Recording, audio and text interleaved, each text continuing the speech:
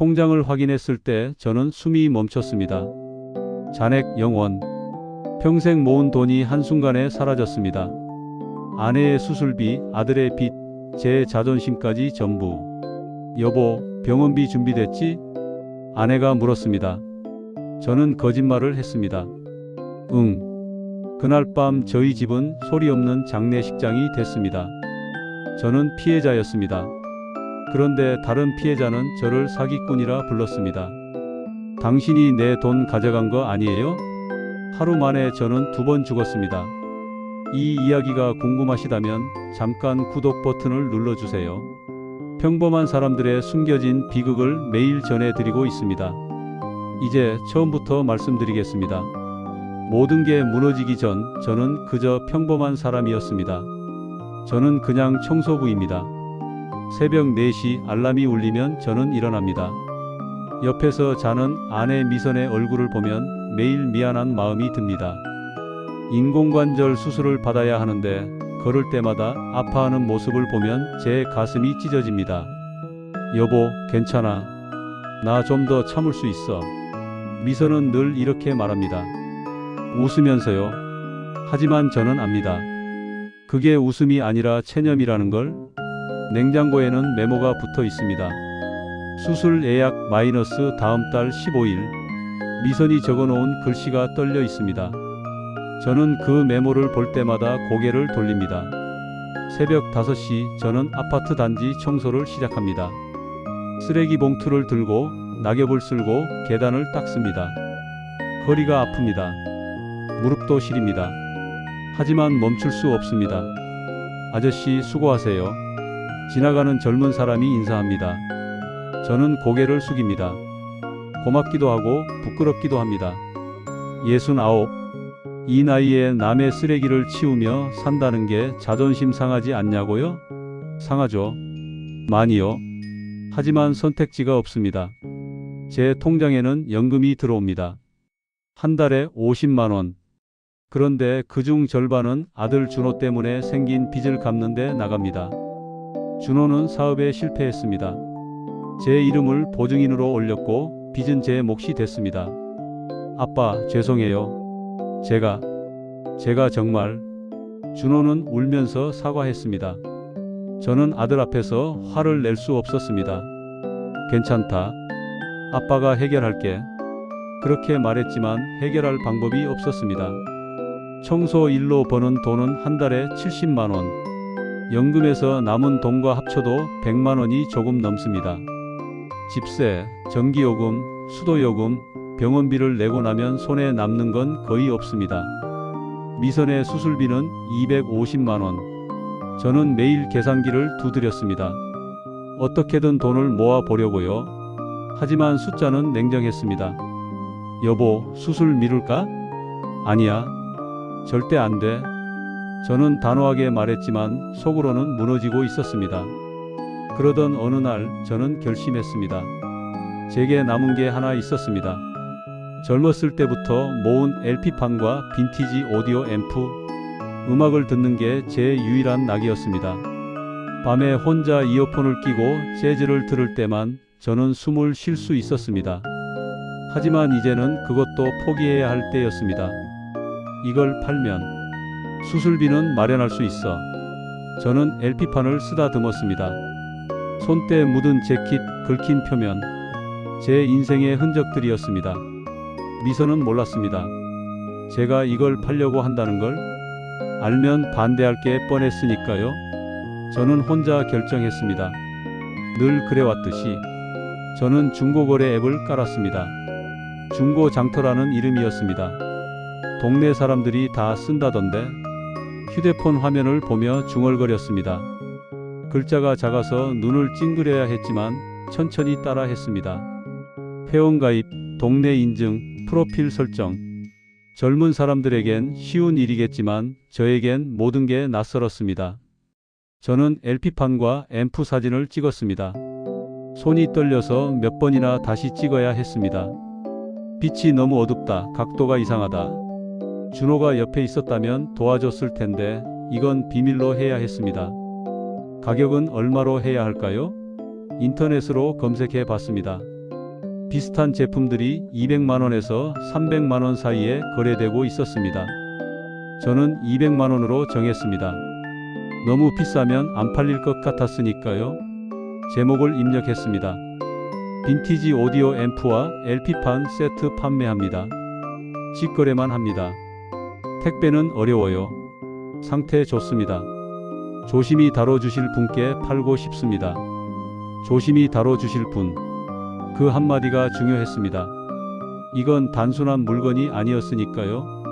제 청춘이었고 위로였고 추억이었습니다. 등록 버튼을 누르는 순간 가슴이 아팠습니다. 미안해. LP판에게 사과했습니다. 오래된 친구와 이별하는 기분이었습니다. 하지만 동시에 희망도 생겼습니다. 이것만 팔리면 미선이 수술받을 수 있어. 준호 빚도 조금 갚을 수 있고. 저는 처음으로 며칠 동안 마음이 가벼웠습니다. 게시글을 올린 지 30분도 안 돼서 메시지가 왔습니다. 관심 있습니다. 연락드려도 될까요? 심장이 뛰었습니다. 벌써요? 이렇게 빨리요? 곧이어 다른 메시지들도 들어왔습니다. 가격 내고 가능한가요? 실물 사진 더 보내주실 수 있나요? 언제 직거래 가능하세요? 저는 당황했습니다. 이렇게 많은 사람이 관심을 가질 줄 몰랐습니다. 메시지에 답장하느라 손가락이 바빴습니다. 그 중에서 한 사람이 눈에 띄었습니다. 아이디는 나임이었습니다. 어르신 안녕하세요. 이거 아버지 선물로 드리고 싶은데요. 말투가 공손했습니다. 어르신이라고 부르는 게 예의 바른 사람처럼 느껴졌습니다. 아버지께서 옛날 음악 좋아하시거든요. 딱 이런 거 찾으셨는데? 저는 마음이 흔들렸습니다. 효자네요. 아버지를 위해 이런 걸 사다 드리다니. 그런데 제가 오늘은 시간이 안 돼서요. 내일 직거래 가능하실까요? 저는 답장했습니다. 네, 괜찮습니다. 그런데 곧 이어진 메시지가 저를 멈칫하게 했습니다.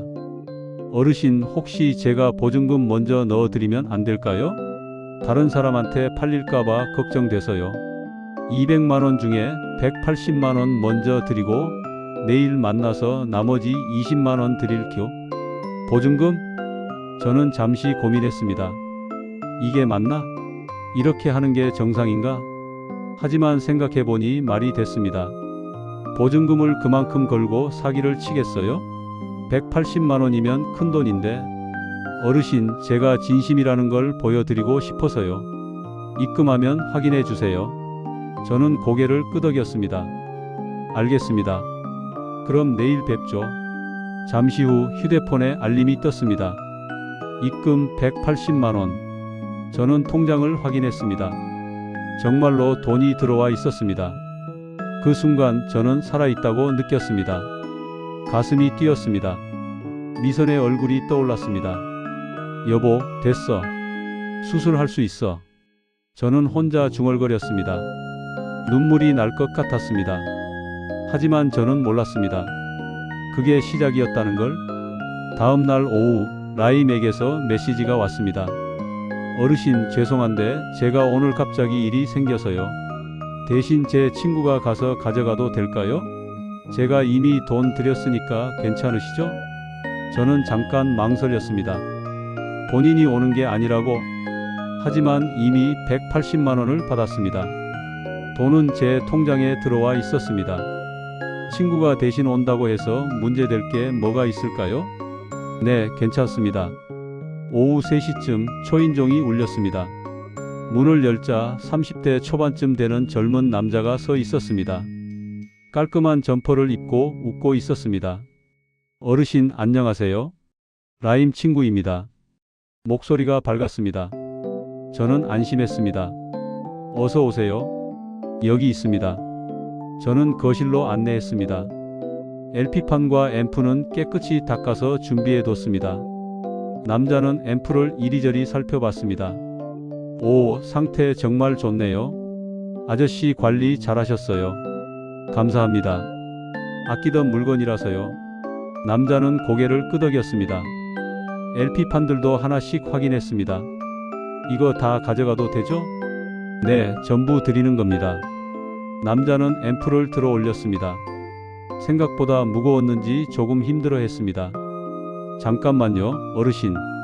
제가 차에 먼저 이거 실어놓고 올게요. LP판은 그 다음에 가져갈게요. 아, 네. 그러세요. 남자가 앰프를 들고 현관문을 나섰습니다.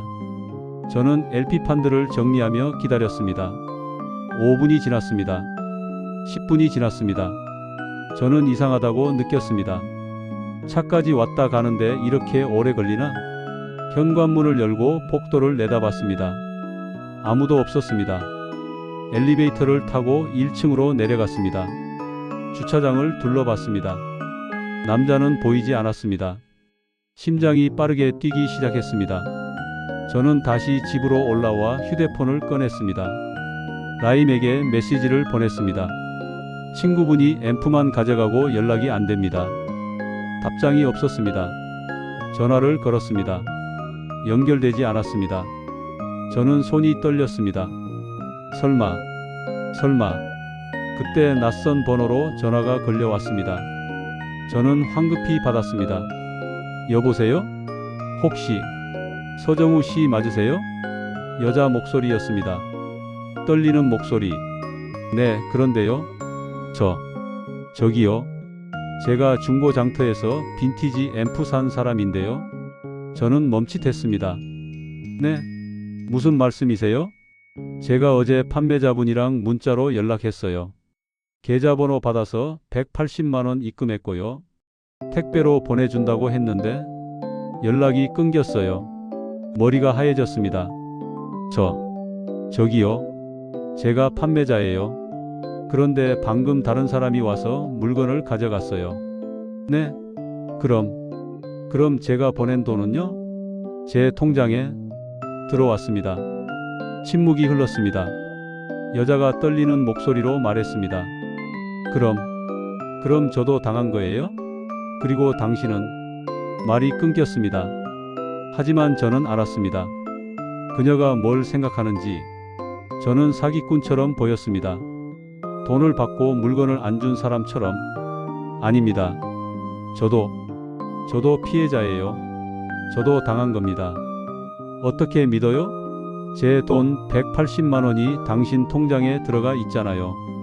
여자는 울먹이기 시작했습니다. 제발 돈 돌려주세요. 그거 제 적금 깬 돈이에요. 저는 아무 말도 할 수 없었습니다. 누군가 제 판매글을 복사해서 더 싸게 올렸습니다.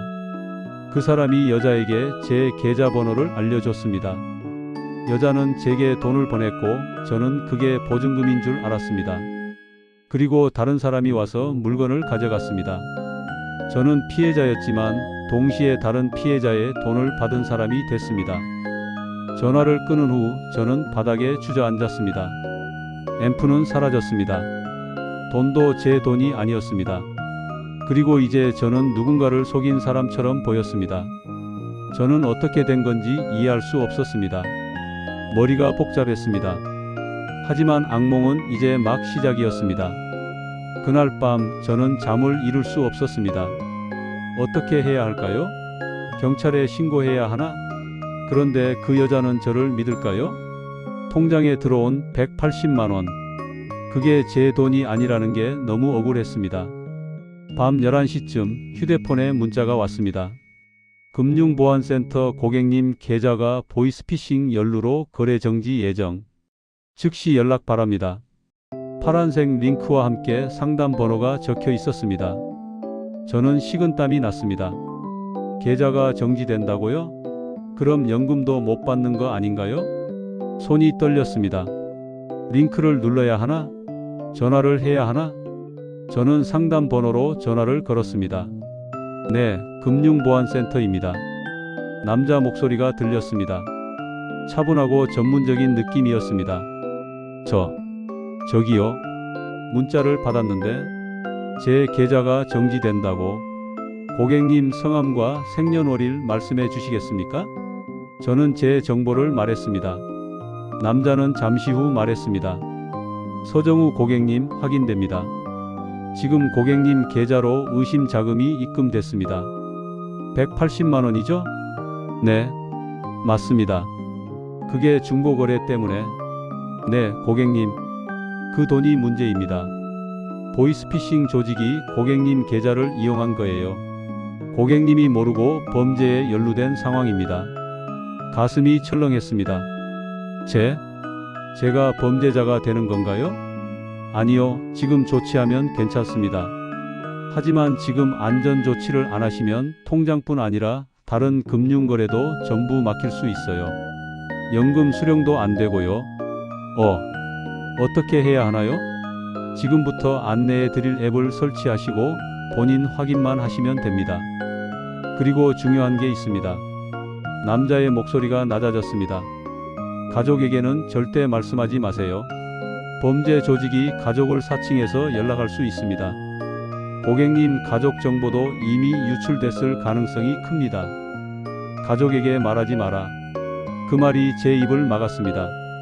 저는 원래 혼자 해결하려는 사람입니다.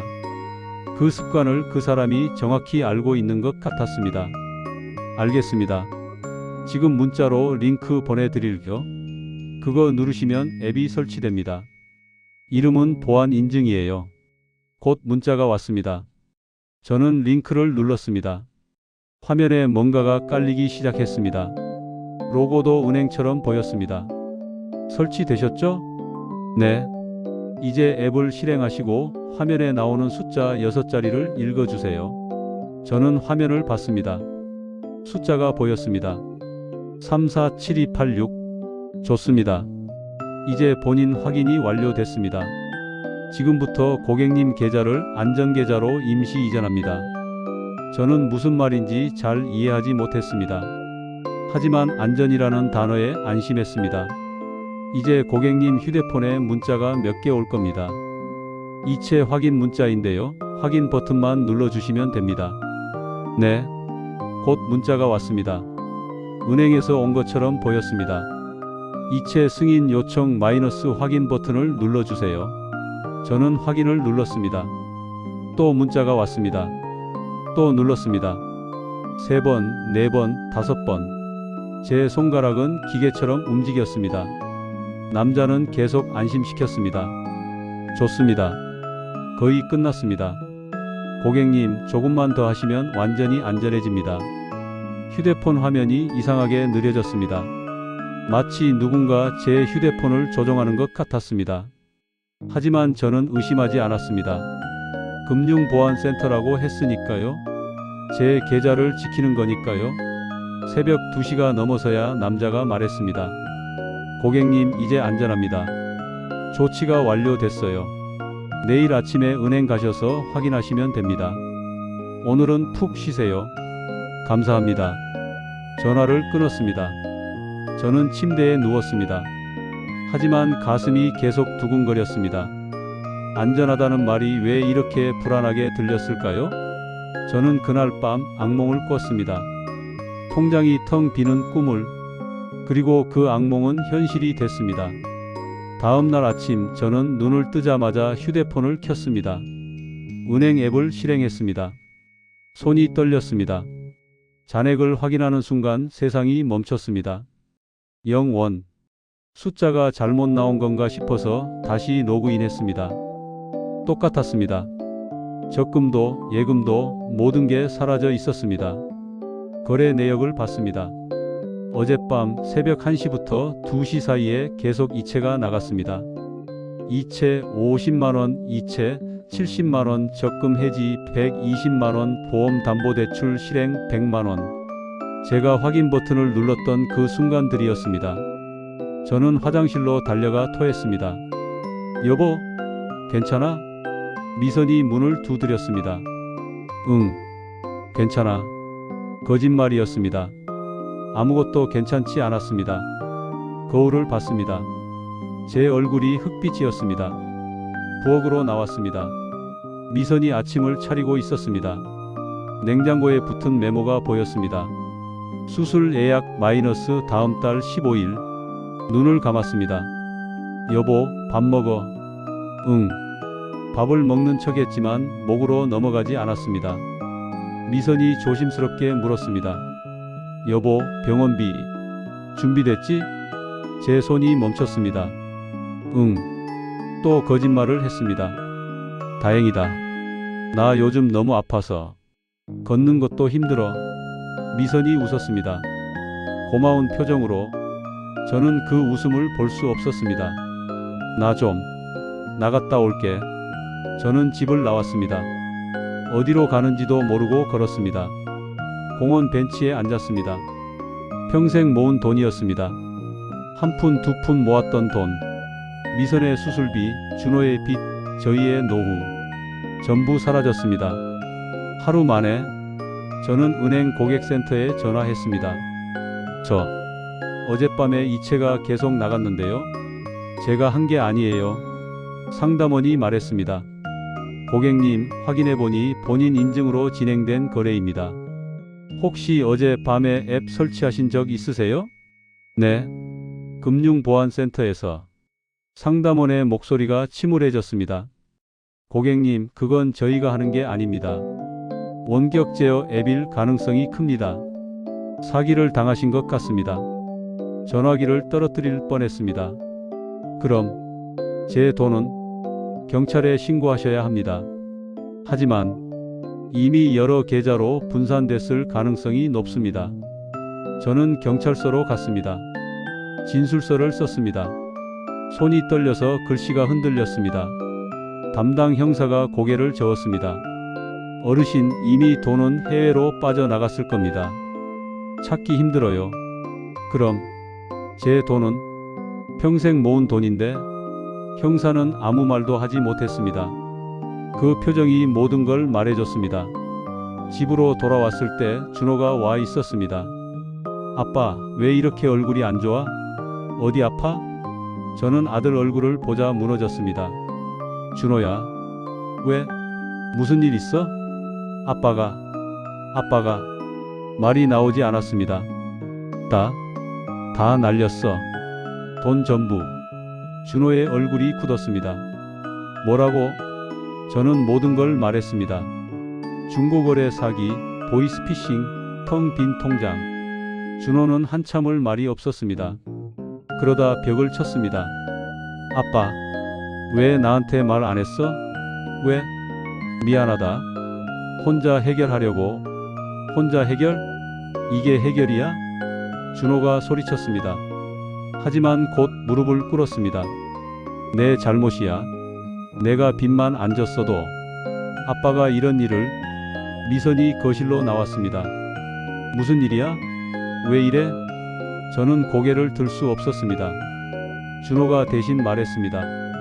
미선의 얼굴에서 색이 사라졌습니다. 그럼 수술은? 미선은 울지 않았습니다. 그냥 주저앉았습니다. 울 힘도 없는 사람처럼. 그날 밤 저희 집은 장례식장이 됐습니다. 아무도 말하지 않았습니다. 아무도 울지 않았습니다. 그저 죽은 것처럼 앉아 있었습니다. 저는 제 인생에서 가장 긴 밤을 보냈습니다. 며칠 후 경찰서에서 연락이 왔습니다. 서정우 씨, 한 번 더 나와 주셔야 할 것 같습니다. 추가 진술이 필요해서요. 저는 다시 경찰서로 갔습니다. 조사실에 들어가자 한 여자가 앉아 있었습니다. 30대 중반쯤 보였습니다. 저를 보자마자 그녀가 벌떡 일어났습니다. 당신이에요? 당신이 서정우 씨예요? 네. 그런데요? 제 돈 어디 갔어요? 180만 원. 여자의 목소리가 떨렸습니다. 분노와 절망이 섞인 목소리. 형사가 진정시켰습니다. 진정하세요. 일단 앉으세요. 저도 앉았습니다. 여자와 마주 보게 됐습니다. 형사가 설명했습니다. 이분이 그때 전화하셨던 분입니다. 김은혜 씨. 이분도 피해자입니다. 김은혜 씨가 소리쳤습니다. 무슨 피해자예요? 제 돈이 저 사람 통장에 들어갔잖아요. 들어간 건 맞습니다. 하지만 서정우 씨도 속은 겁니다. 형사는 사건을 정리했습니다. 누군가 제 판매글을 복사해서 더 싼 가격에 올렸습니다. 김은혜 씨가 그 가짜 판매자와 거래했고 가짜 판매자가 제 계좌번호를 알려줬습니다. 김은혜 씨는 제게 돈을 보냈고 저는 그게 라임의 보증금인 줄 알았습니다. 그래서 제 돈은요? 지금 어디 있어요? 김은혜 씨가 물었습니다. 저는 고개를 숙였습니다. 저도 다 당했습니다. 보이스피싱까지. 그게 저랑 무슨 상관이에요? 제 돈은 당신 통장에 들어갔잖아요. 죄송합니다. 정말 제가 몰랐습니다. 몰랐다고요? 그럼 제 돈은요? 그거 제가 적금 깬 돈이에요. 애 학원비 내려고 모은 돈이었어요. 김은혜 씨가 울기 시작했습니다. 저도 눈물이 났습니다. 저도 아내 수술비였습니다. 평생 모은 돈이었어요. 두 사람은 마주보며 울었습니다. 형사가 한숨을 쉬었습니다. 이게 요즘 수법입니다. 피해자끼리 싸우게 만드는 거죠. 진짜 범인은 이미 사라지고. 김은혜 씨가 물었습니다. 그럼 제 돈은 못 찾는 거예요? 저는 사람을 믿을 수 없게 됐습니다. 미선의 수술은 미뤄졌습니다. 병원에서 날짜를 조정해 달라는 전화가 왔을 때 제 목소리는 떨렸습니다. 다음 기회에 하겠습니다. 청소 일을 더 늘렸습니다. 하루에 12시간씩 일했습니다. 하지만 허리는 더 빨리 꺾였습니다. 어느 날 미선이 조용히 말했습니다. 여보, 응? 나도 무섭지만 당신 혼자 삼키지 마.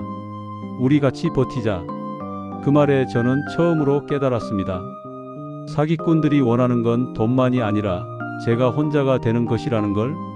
가족에게 말하지 마세요. 그 한마디가 저를 고립시켰습니다. 그래서 제가 더 쉽게 무너진 거였습니다.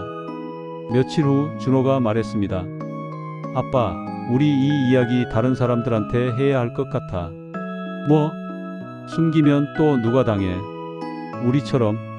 저는 망설였습니다. 창피했습니다. 제가 바보처럼 보일 것 같았습니다. 하지만 준호 말이 맞았습니다. 저는 경로당으로 갔습니다. 친구들이 화투를 치고 있었습니다. 정우야, 왔어? 응. 다들 잠깐 들어봐. 제 목소리가 떨렸습니다. 나 사기당했어. 모두가 손을 멈췄습니다. 저는 모든 걸 말했습니다. 중고거래 앱, 보증금, 보이스피싱, 텅 빈 통장. 처음엔 부끄러웠습니다.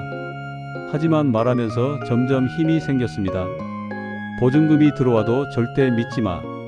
은행은 앱 설치를 문자로 안내 안 해. 그리고 가족에게 말하지 말라는 말이 나오면 그건 100% 사기야. 한 할머니가 물었습니다. 그럼 중고거래는 아예 하지 말아야 돼? 아니, 앱 안에서만 거래하면 돼. 문자나 전화로 따로 연락 오면 무조건 의심해야 해. 또 다른 할아버지가 고개를 끄덕였습니다. 나도 며칠 전에 비슷한 문자 받았는데 무시했어. 다행이네. 제 이야기를 듣고 나서 몇 분이 말했습니다. 나도 비슷한 경험 있어. 우리 아들도 조심하라고 해야겠다. 준호가 함께 말했습니다. 부모님 혼자 판단하게 두지 마세요. 사기꾼은 급하게 몰래 지금 당장만 외칩니다. 그럴 때일수록 가족한테 물어보세요. 아파트 단지 게시판에도 글을 올렸습니다. 69세 청소부의 경고 마이너스 제 실수를 반복하지 마세요. 글에는 제가 당한 수법을 자세히 적었습니다. 그리고 마지막에 이렇게 썼습니다.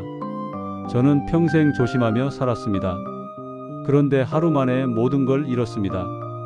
여러분은 제 자리까지 오지 않기를 바랍니다. 며칠 후 한 젊은 여자가 저를 찾아왔습니다. 저기, 게시판 글 보고 왔어요. 어제 저도 비슷한 문자 받았는데 글 보고 신고했어요. 감사합니다. 그 말이 저를 울게 만들었습니다. 제 비참함이 누군가의 방패가 됐습니다.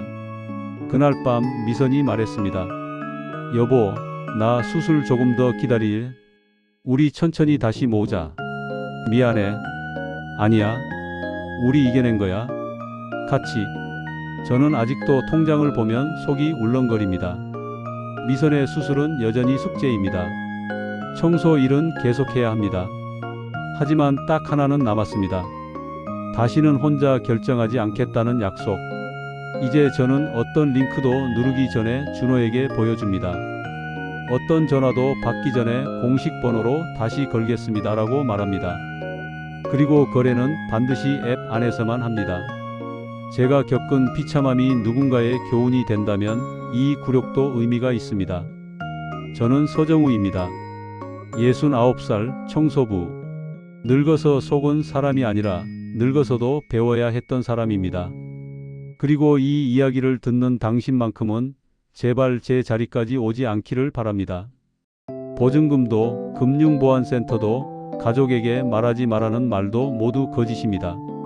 진짜 안전은 혼자가 아니라 함께 있을 때 생깁니다. 부디 조심하세요.